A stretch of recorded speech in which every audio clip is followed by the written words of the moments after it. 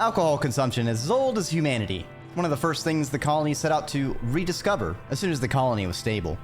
Courtesy of the wizards in geoponics, there's mulled cider, a bitter and astringent gin made out of berries, squeeze your honey mead, and some sort of homebrewed ale. Even a mushroom wine experiment. Door Fortress. You're only supposed to serve adults, which was easy enough when the colony was split into Born on Earth and Born on Space. Now that you spacer kids are getting older, line is a little blurry. Colony hasn't figured out when you're officially an adult yet, so it's kind of on a case-by-case basis. But definitely don't give any alcohol to the gnomes, alright? They get very, very wacky. Oh, that's a generic event. Fuck that shit.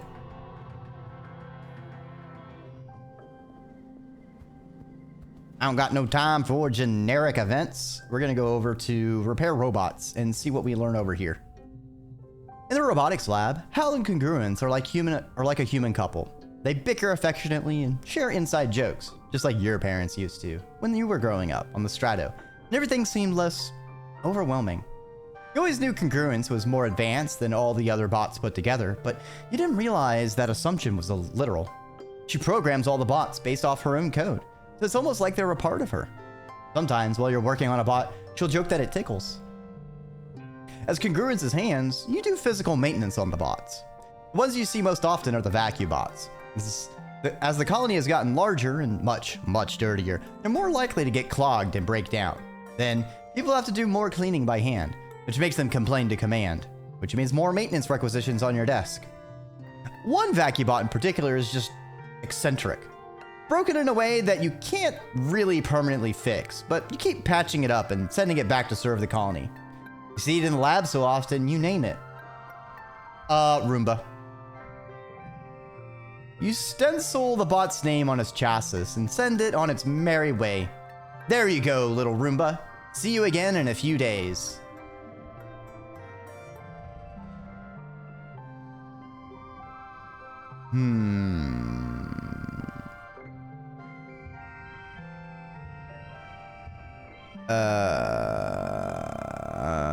+2 and from gems. Nice. Governor Lum enters the colony square to his customary bombastic fanfare. Brass band, red carpet, banners with the Heliopause logo snapping in the hot dust breeze. It's inspiring. The governor gets his usual tithe of applause from die-hard soldiers, but it's obvious how tired and fearful everyone has become in service to his war. You catch Mars's eye, and she nods in solidarity. You've planned this for so long, and now is your chance to strike. While everyone is watching, if you can get the entire council to speak out against Lum today, maybe the rest of the colony is ready for change. Anyone is better than Lum, even a teenager. The governor raises his hands for silence, though it's largely unnecessary. Pioneers of Autumna, he begins. We stand here today, not shivering or quaking in fear, but with our hands around its neck. He makes a ringing gesture of the planet herself. Before he can continue, Mars leaps from her seat and runs to the front of the stage. A ripple of fear goes through the crowd. You all remember what happened to Utopia last year. Oh, the way the music is fading out. Oh, fuck yeah. It doesn't have to be like this, she cries, speaking to the crowd. We don't have to listen to him. He's just a bully with a gun, like the ones we left behind on Earth. You put yourself between her and Lum's honor guard. She flashes you a giddy, grateful smile and turns back to the crowd. She points to the governor. This man has made you think that the only way to survive is through violence, she says. He's just a soldier, and not even a good one. Violence only makes small, weak men feel powerful. She turns to the council. He's not powerful. We're powerful. We broke free of Earth. We broke free of war and bigotry and inequality, and we can break free of him too. Please, she urges, stand with me, reject Lum, and bring in a new era. A colony led by someone born among the stars. Vote Mars, kick the dick. She holds her hand to her chest. Me, I can lead this colony. Governor Mars is the future. The buzz of the crowd is deafening, like a swarm of bugs all chirping together. Some of the council members are nodding, but it isn't unanimous. This is bullshit! Lum laughs. 2 children saying they can lead the colony? What's their first order of business? Taco Tuesday? Soy sweets for dinner? He waves his hand dismissively. Have your stupid vote, he sneers. We'll let the council decide. At the corner of your eye, you can see his guards with their weapons lowered, just waiting. Some of them look as interested in the change in leadership as you are. You have the council behind you. Even Lum's supporters in the military could fall in line. You just might win. The council stands to deliberate amongst themselves. And one other person too. Utica. The former governor is unsteady on her feet. She looks at you and Mars, then nods. You see her exchange words with the council. Ooh, an extra vote. The council deliberates. You and Mars clasp hands and tensely await their decision. The council shuffles off to the side and deliberates. Why'd you do that twice? To your relief, they come to a decision quickly. They must all be unanimous, or the centrists of the colony won't rise against Lum! I love that called shot at the fuck. That's great. After a minute, Instance looks up from the group and shouts, Someone get that man off the stage! Lum starts to laugh, but stops when he realizes that his own honor guard is coming up onto the stage to cart him away. Wait, he says, as his arms are held behind his back and he's taken off stage. You can't do this! I'm the governor! I'm the leader of this godforsaken colony! You search the crowd for any hint of dissent. The soldiers are uneasy, but everyone else just looks tired and relieved. You can't believe that all it took was a few kids to point out the obvious. I love how his own guard is like, yeah, about time to be honest. Exactly. I'm sure they, amongst all people, are tired of his shit. The council returns to their positions, and Instance remains standing. We've decided to reward these young patriots for their bravery by accepting their bid for leadership, he says to the crowd. On a trial basis, he says, giving you a meaningful look. We're pleased to recognize our new governor. Instance turns to Mars. Marzipan. Mars shrieks and jumps up and down, then gives you a big hug. Hell yeah, we got an achievement for a coup. Fuck yes. We did it, she squeals. We really did it. Thank you, Solana. Mars releases you and waves at the crowd as they cheer her name. She looks overwhelmed, but bursting with happiness. Zeke shuffles forward and directs Mars to place her hand on her chest and repeat after them. Mars swears on her honor to act in the best interests of the colony and to uphold the tenets of the Vertumna group. Peace, understanding, and harmony with the planet and each other. Not just for herself, but for generations to come after. It's official now. Lum is all news. You won. The two factions of the colony regard each other carefully. On one side, those who went along with Lum out of fear, either of him or of Vertumna, are cautious, unsure of what to do now that their leader's been deposed. On the other, the peaceful faction can't quite believe their nightmare is over. Mars sees this and directs Lum's military band to start playing something festive. I know we've been through a lot, but we've been through worse, she says. Tonight, let's just enjoy being together again. Let's eat and dance and celebrate.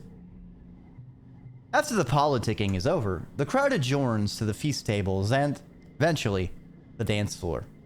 The sun set on a long day, the heat breaks, and the party continues well into the night. After the festivities, Mars gives everyone 2 whole weeks off for much needed rest. She spends the time meeting with every colonist individually, and it does a lot to endear her to the people who are still hesitant about having a teenager as governor. It's funny they're talking about the teenager, because isn't it? I swear there's like a Nordic country that has like a president equivalent who's like 27 or so, is like the youngest amongst the world leaders kind of thing. Maybe it's 37, something like that. I know it's like super young compared to how most everyone seems to only have politicians in leadership that are like 70, 80 plus, which is, You claimed the governor role for yourself when you did this, and it was so good. I see myself as the facilitator. You know, we had the first loop. We saw how things went wrong, and so this time around, we worked to make everything's happen correctly, and I think they did. Okay. Gifts.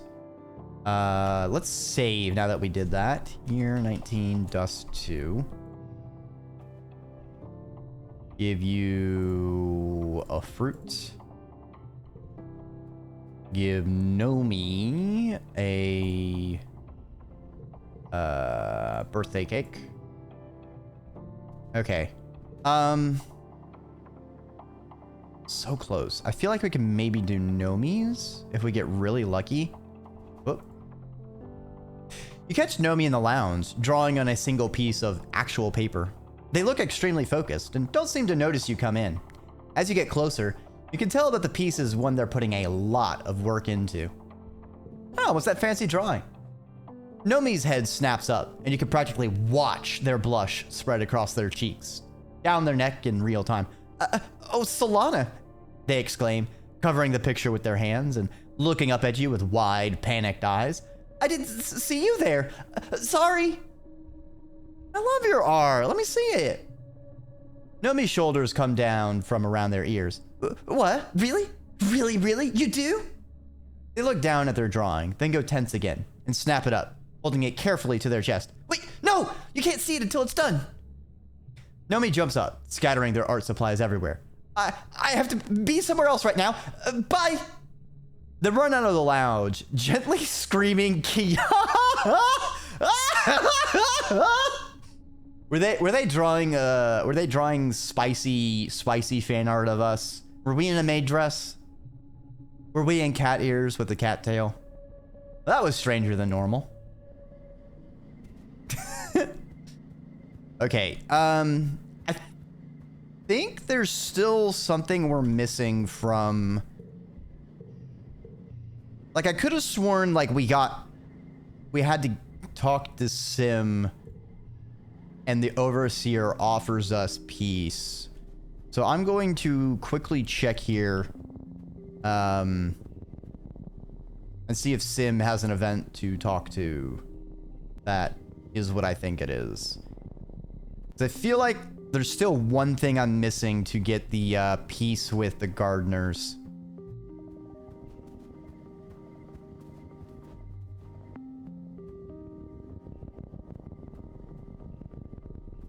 Stick.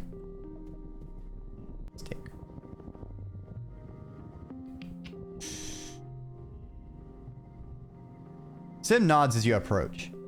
Just the human I wanted to see, he says with a solemn smile. The Overseer would like to speak to you again. Sim leads you to the same cave as before. Nothing has changed. You get the impression that nothing much does change here. You place your hands on the handles of the array and wait. We have thought over your conversation. You feel the Overseer in your mind. We consider that symbiosis may be corrupt and in need of reabsorption, but his affection for your species is genuine. So, we have an offer to make you. Humans wield godlike powers, but lack the capacity to understand the consequences of their actions. The Overseer explains. You had no connection to the land you claim, beyond the short, brutal window of your own consciousness. Our offer is this. We will not eradicate your colony. Instead, you will be tended to, just as the gardeners tend to the rest of the planet. You'll be given fresh water, clean air, and good soil, and be protected from outside harm. In exchange, humans will stay within their colony and limit their population growth so as to maintain the balance within the habitat. You will not leave this territory to procure more resources. You will cease all hunting, logging, and expansion outside of your valley. Don't you realize I'm just a kid? Do you stop the Earth fleet? The overseer is silent as you describe the hundreds of colony ships en route from Earth. Yes, you hear eventually. This changes our calculations, as such a population scale is not sustainable within the designated habitat. Then horribly, a culling may be necessary. We suggest you find a way to divert this fleet before it arrives. Now, you will go and convince the others of your species to agree to our compromise. I'll try. You say you don't know if there is any way to turn back those ships from Earth, or if Lum would even want to. The Overseer seems to accept this. An envoy will visit in Glow season to discuss it formally. It replies, to be clear, an armed envoy. We suggest making yourselves look non-threatening by then. Sin gives you a slight smile. That seems like it went well, he says. I fought hard for them to consider options other than eradication. I'm glad that my trust in you was correct. It seems there's not like a variable that's like, check if Coop has been done, then replace Lum. Well, I mean, Lum is probably still the person regardless because Earth thinks he's in charge. As Sin leads you back to the surface, you quietly wonder at him. This man, or rather this ancient artificial intelligence resembling a man, has pushed his directives to the limit to help humanity. His interest started with mere curiosity, but over time he's come to love humans and value your survival. Has he made a mistake? Nah, we're cool. I don't know if there's anything for me to do like a turn back the Earth colonists action. I could take a quick peek in administration to maybe see. I think I'll do that. We'll do a save and check.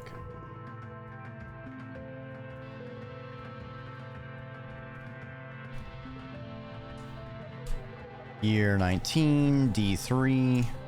So many fucking saves. I've been saving almost every month. You get a summons to report to command to Mars's new office. Oh, wait! Okay.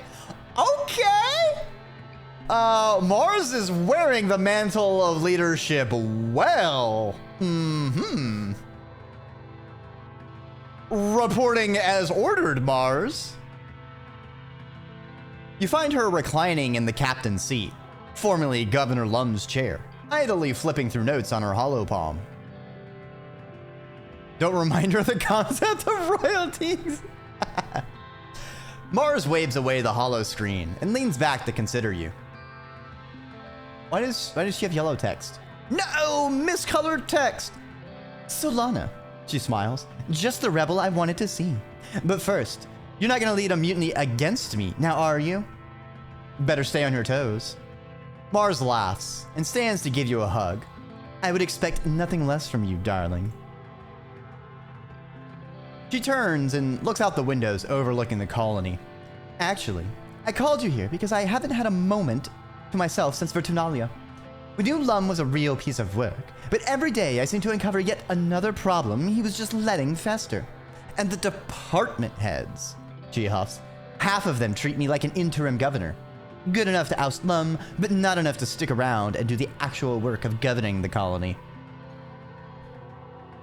They'll come around. You're right, of course, she sighs. I just wish I knew who I could trust. They're so stuck in their old survival mindset. Just survive until the food runs out, or until the animals finally destroy the colony. Just survive until we can vote out Mars. I don't want my time as governor to be just about survival. She gestures you to come look out the windows at the bustle of the colony below. I wanted to thank you for everything you did to get me here, she says seriously. Far below, you watch a team gearing up to head out on an expedition. There's construction happening on the next phase of residential units. A group of toddlers, the first children born on Vertumno, cross the colony square like a herd of hopi. Everywhere, you see the bustle of a thriving, healthy colony. It's all mine now, she says. Instead of sounding boastful, She seems almost scared of the prospect. She takes your hand without turning to look at you, her eyes still trained on her kingdom. Can I trust you to help me? She asks. I need people around me who believe in me, but will still tell me if I'm making the wrong choice. We give her a smooch. You press Mars against the window and kiss her tenderly, pouring all of your dedication to her in your kiss. Mars says, opening her eyes slowly when you pull away. That's not what I expected, but I do appreciate it. You and Mars watch the colony a little while longer, until Mars's hollow palm buzzes and she sighs. Well, duty calls, she says. Thank you again for all your help, she adds, as you excuse yourself. You always have a friend in high places. Whatever. Another event? Oh, this is... Okay, so that event's probably from her being elected.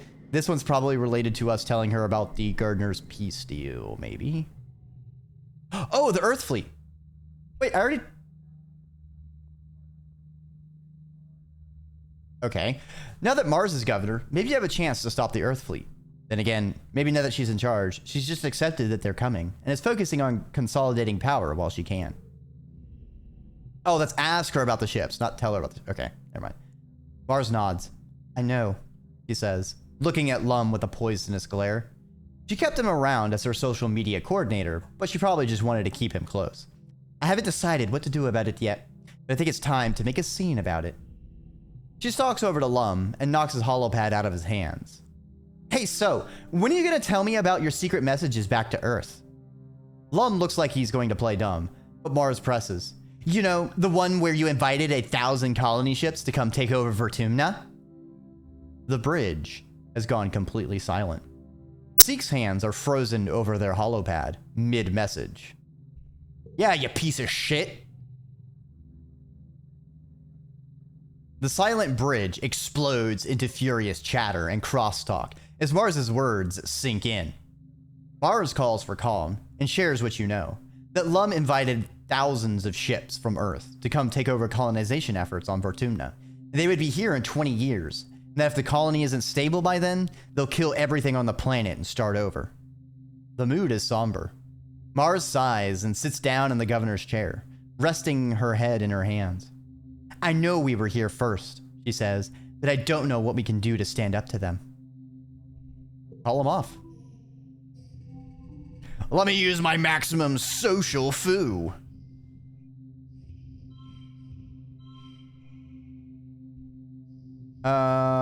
We have our +2 to gems. Ooh, baby.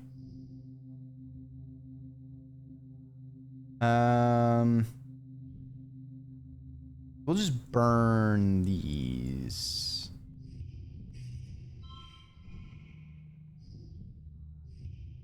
Not really gonna be using that one, so we'll just do that. Ooh, a doubler. All right, so we want 7, a +2, the doubler. 6, 5, 4. Then we can do 5, 5, 5, 5.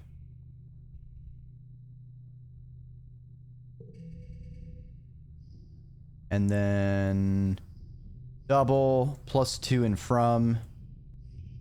And then we go 5. We go 7, 6, 5, baby. Nice. Let's fucking go. Victorious. Aw, 1 point away from greatness. If I could be of assistance, Seek starts, and all eyes in command swivel to them. I was present when the colony's long-range scanners first discovered Vertumna and determined that it could support life. Scanning through the wormhole is difficult. They continue slyly. A ship traveling from Earth must rely on sensor data alone, if that sensor data were to be modified. You enlist Congruence's help in finding a way to spoof Vertumna's readings, making it look as if the planet's core ruptured from a massive earthquake, then superheated and exploded. Like a big theatrical stage play told through spectrogram temperature readouts. From now on, any scans coming through the wormhole will show nothing but empty space. To drive it home, Lum sends one last audio message to Earth before the scans go dark. "It's all on fire!" he screams into the recording. "Abort mission! Abort mission! Save yourselves!" Perfect performance. At least you can always count on Lum for a good show. All right, well, that was... All right, solved. Done. Easy. Good job, team.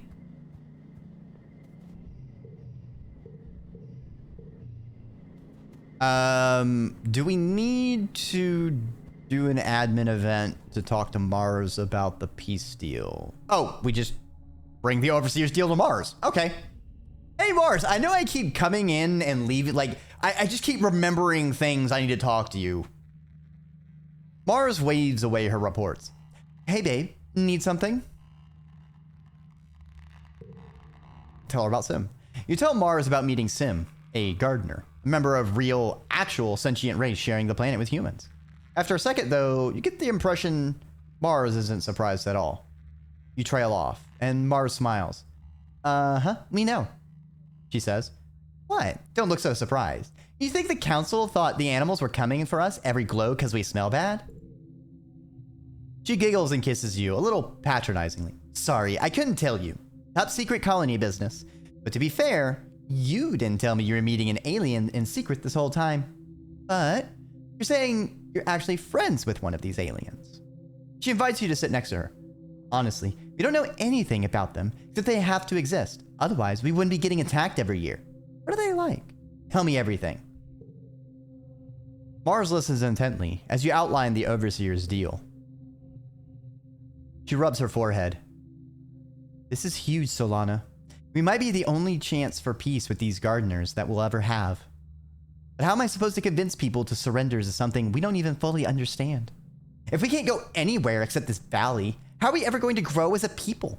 In a few generations, our technology is going to break down, and we'll be scratching in the dirt like animals. We'll just have to come up with a new way to live. Isn't that what the VTuber group's all about, Mars? Mars sighs and is silent for a long time. You said they'll send someone to negotiate during Glow? He says finally. Well, I guess we'll be ready. Thanks, Solana. All right, now let's not load. Okay, now I think we're good to go. So if I give an enemy fruit and then Nomi gets fruit. Hey, what's Nomi looking like? 84. Damn. We're not gonna get to 100.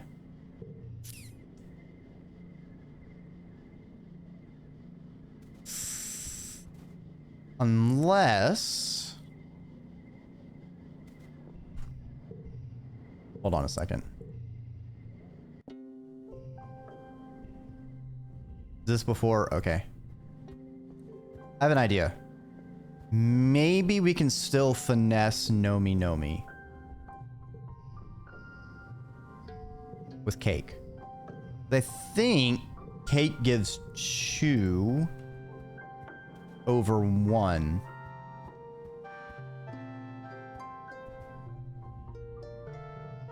So if I give them cake. Oh, it's only 1. Fuck!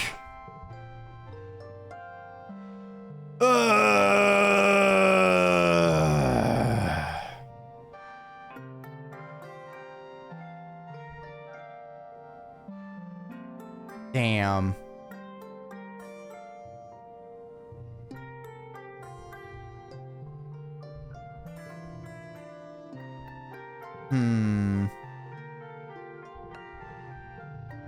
Is there...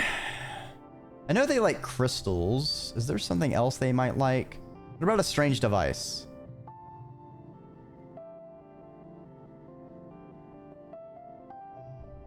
Okay, they like strange devices.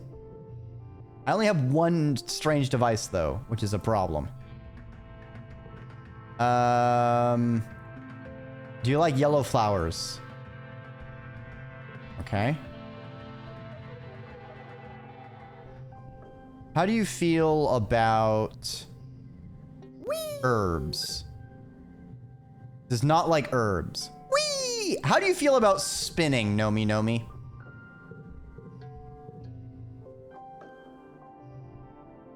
Okay, well, the cake route is a failure, but we can at least give them a strange device. So that'll give +2. I feel like we're gonna fall unless like a strange device spawns in here, which I don't think they can.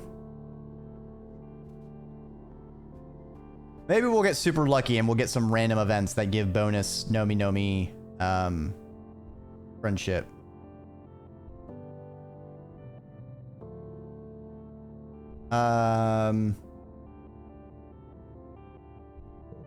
We don't need to do medbay. Should repair robots. Well, that's a butt.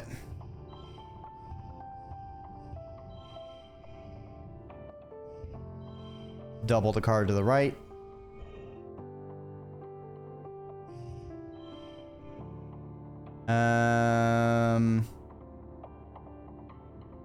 Huh.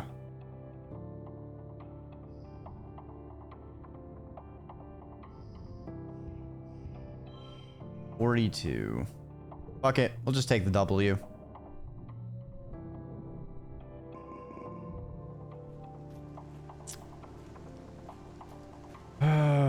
Is there maybe there's something in the shop. Let me check the supply depot. Maybe there's something I'm missing.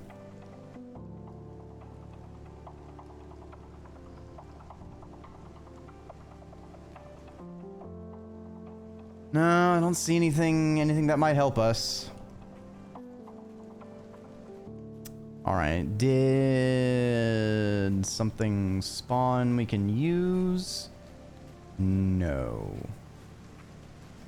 Man, I guess I should have hoarded those strange devices and not used all of them with dice. I just didn't get a lot of crystals and devices to be giving to people.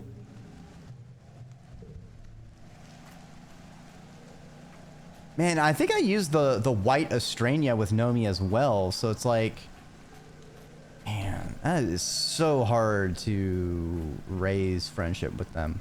That sucks.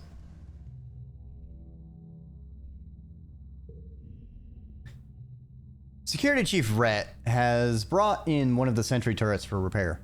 Damn things are jammed again, he exclaims, exasperated. Turned on, but instead of firing, to make this loud buzzing noise. He flicks the turret on, and the room is filled with a high-pitched, clunking squeal. You wince and cover your ears. It's annoying, but not very effective. He shouts over the din. You make them kill things again? With bullets, not noise? I mean, I could, but I'm not Raytheon. Lost 5 kudos? Damn. You refuse to contribute to humanity's forever war on the animals of this planet. Rhett's face goes completely red. And he looks like he's gonna drop a packet. You could practically see him silently counting to 10 and gritting his teeth. After an awkward standoff that goes on for far too long, his shoulders drop and he shakes his head. Fine, he mutters. I'll take it to one of the other brainiacs upstairs. But I'm reporting you to command for insubordination. I thought you were just working out a peace deal and just hoping yes. Yeah. Haven't you heard, Rhett? War is kind of old news, buddy. I'm reporting. Oh yeah. Mars. Oh yes. I think she will be happy to facilitate this.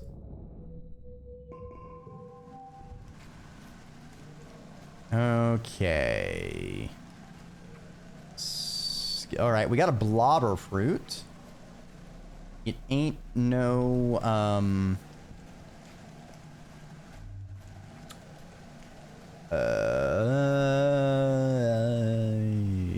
ain't no crystal. Ain't no strange device, but it's still something. I have a present. It's this fruit.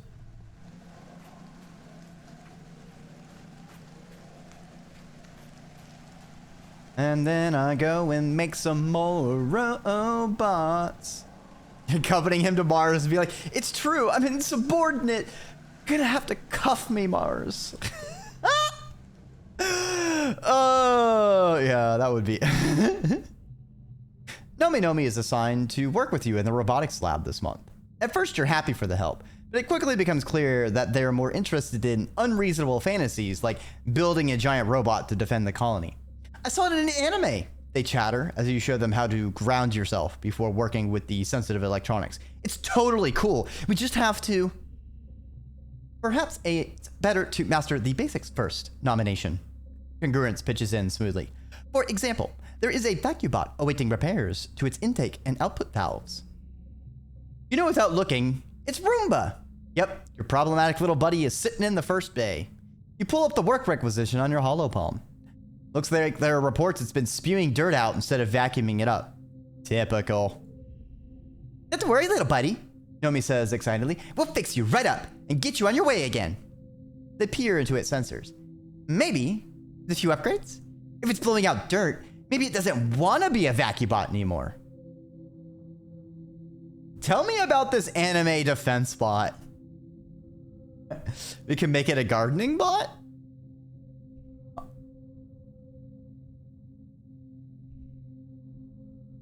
Let's try the gardening bot. The domestic bots were designed to be adaptable, with modular parts that can be swapped between units if they're needed for other purposes, or they combine ones to break down beyond repair. Nomi's right. Maybe it doesn't want to be a vacuum bot anymore. You help Nomi fit it with a water tank instead of a vacuum bag, and get Congruence to swap its software for a gardening module. Now it'll be able to do basic chores around the greenhouses. Nomi watches the bot trottle off with an inscrutable expression. That was a happy ending, they proclaim, twirling a lock of their pink hair around their finger. It's nice that even a bot can try a few things before figuring out what it wants to be when it grows up. Aww. Ooh, yeah, we need that. We need those bonus Nomi relations. Please, please, just feed me the bonus relations.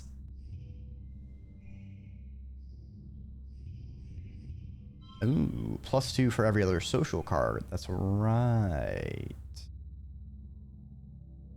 You can do a 5, 6,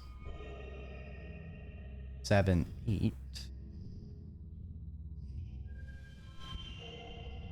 Super goal. Nice. Hey, Nomi, get your Noma over here. Keep Noma, and Noma. You enter the lounge to find Nomi curled up on one of the large chairs, fast asleep. Their holopalm is still open. Gently wake them up. You tap Nomi on the shoulder and they blink awake, frowning as they rub sleep drool from their cheek. What? They mumble. What's happening? Oh, hey, you, they say, stretching their arms and legs and settling into a more comfortable position. I guess I fell asleep while working on my holo novel. They frown again and poke listlessly at the holo screen. I just closed my eyes for a cool nanosec. I guess I was more zonked than I thought. There's so much to write and it still feels like it'll never be done. Anything I can do to help? Well, Nomi starts, dragging their finger to scroll through the lines of script on their holo screen. See, the thing is, I'm too tired to get any work done, but if I'm not working, I just feel guilty. So I don't let myself do anything actually fun, because I should be writing. They flick their fingers so the text scrolls faster, then put their chin in their hands. So I end up just staring at my holopalm and chatting with people, because that's all I have the energy for, which doesn't make me feel any better, and I just feel even more guilty because I wasted all that time. Yeah, that's That's pretty mood, Nomi. I know how that is, having constant personal projects. Do you want to cuddle? How about a game instead? Oh yeah, okay. Nomi says, swipes around on their hollow screen until they bring up the list of games. That'll recharge my brain. Wait, I have a better idea. You look over Nomi's shoulder and spy the dusty stack of board games. You get up and pluck one from the stack. Gosh, you remember playing this one in the creche. Nomi looks dubious when you bring it back, but you notice Mars is looking over with curiosity. Is that Twister? Mars demands to know, snatching it from your hands. No way! This was my favorite! I did not know we still had it. OMG, we are playing this right now, no questions. You take turns being the spinner, directing the other two to contort their bodies in strange positions. Mars is a vicious competitor, forcing you and Nomi to bend in ways that border on obscene while she cackles. You're taking your turn as spinner when you see Nomi's arms start to shake, and a mischievous grin start to spread across their face. On their next move, they contrive to just happen to be in the right position, so that when they fall, they take Mars down with them. Oof! Mars exclaims, laughing while she extricates herself from the tangle of limbs. Well played, Nomi. Do you think we can call that one a draw? She reaches over and pinches Nomi's cheek. Oh, you are such a darling, aren't you? She coos. I simply cannot wait to see what you do with that hollow novel of yours. We do so need your particular flavor of brilliance in this compost heap of a colony. Nomi rubs their cheek and looks up at Mars with big eyes. Really? You're not just saying that? Of course not, precious thing, Mars says, getting to her feet. Do I look like someone who says things unnecessarily? Have a bit more faith in me, if not yourself. Guess Mars has found her position her position of power as her pet art. Yeah, she's become a patron of the arts and she's found her artist. You and Nomi both watch Mars sashay away, and Nomi looks over at you in awe. Can you believe it? They breathe, still rubbing their cheek. I feel like I've just been visited by royalty. Nomi leaps to their feet and spins around, arms outstretched. Wow! I feel so refreshed from moving my body and being with friends. I feel like I could punch the suns. I'm gonna get back to working on my hollow novel right away. Mars is waiting for it. Do your best. Nomi laughs and shoots you a double peace sign. Thanks, I will. Hell yeah, Nomi. You got this. You got this, Nomi. You may got this, but I may not. Oh my gods, we're at 95. Okay. If we can get...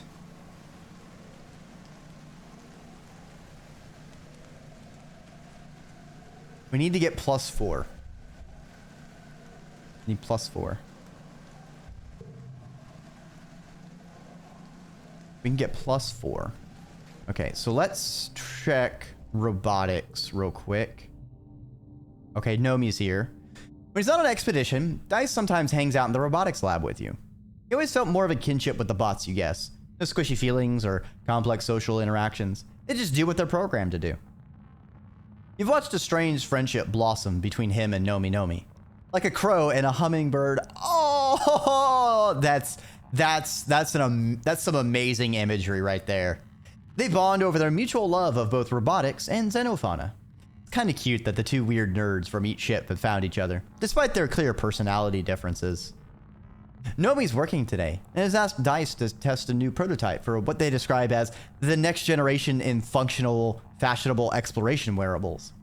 Looks like a robotic exoskeleton used by the construction crew, but dialed up to comic proportions with the cool missile launchers and a jetpack. I saw it in an anime, they say, strapping Dice to the suit. It's super going to work, okay? Take a few steps. Dice looks at you with a panicked expression. He takes a few faltering steps, immediately straining the balance servos. The whole rig squeals as he lists off balance and tries to regain it, but he's caught in a positive feedback loop of balance recalibration that only makes it worse.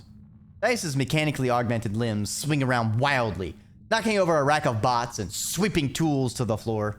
You and Nomi scream and dive for cover. Not like this! Nomi exclaims. Dice, turn it off! You turn it off, Dice yells back. I'm stuck in this thing. Nomi pulls up the controls for the suit in her holopalm and activates the kill switch. Mid-rampage, Dice crumples to the ground in a heap of plasteel limbs. You extract him from the wreckage. Nomi is distraught, but Dice just smiles and pats them on the shoulder. It's okay, Nomi. This is why I never try very hard, especially when other people might see. Dice is right, don't you? That's fucked up. No, you should try anyway. Learning new things is fun, and getting better at stuff is fun. You tell Nomi they'll learn more from their mistakes than from their successes. There has to be something I'm good at, though, Nomi replies. Everyone else is super good at something. I can't wait to find my thing. You direct them to work on safer things, like cleaning up the lab. Dice and Nomi work well together. You can't help but listen to their easy banter as they work. Nomi could charm a smile out of a rock, but it's still surprising how well Dice responds to them. Like, he doesn't quite understand the inexplicable pull Nomi exerts on him.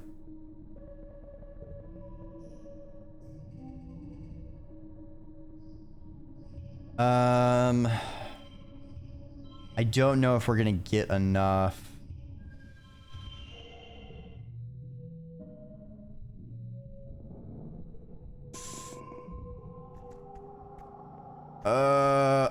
She's not out during Glow, so I would need... So I'm SOL, period. Fuck!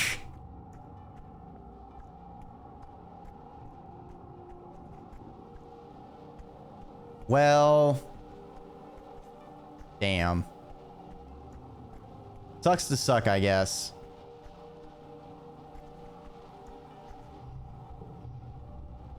Alright, you're 19. Glow.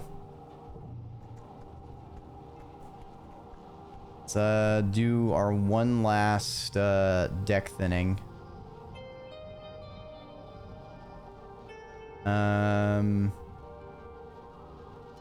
You know what?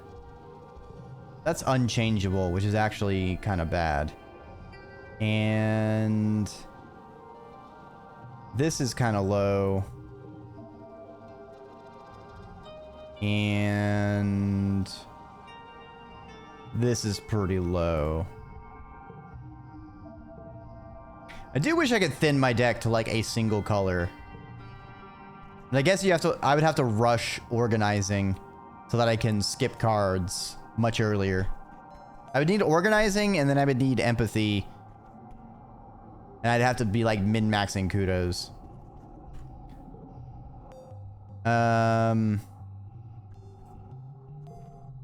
Let's just do robotics again. Wait. No, we're not gonna... Fuck that. Let's not get a generic event for what's probably our last one. What about the cafe? Maybe there's something in the cafe. No, it's alcohol consumption. You know what we haven't done in like 3 years? Rested. Let's go rest in the park. Oh, right. Relaxing in the park is that geoponics.